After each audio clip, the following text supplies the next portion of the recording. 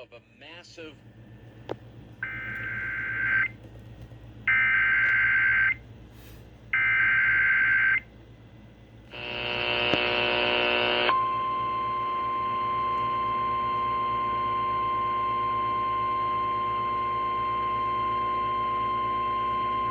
The National Weather Service in Nashville has issued a severe thunderstorm warning for northern Smith County in Middle Tennessee, northern Jackson County in Middle Tennessee, northeastern Sumner County in Middle Tennessee, Macon County in Middle Tennessee, central Trousdale County in Middle Tennessee, until 3:45 p.m. Central Daylight Time.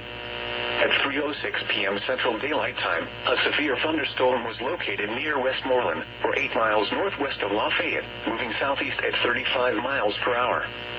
Hazard, 60 miles per hour wind gusts and quarter-size hail. Source, radar indicated. Impact, hail damage to vehicles is expected. Expect wind damage to roofs, siding, and trees.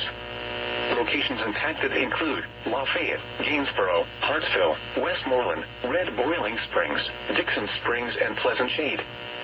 For your protection, move to an interior room on the lowest floor of a building.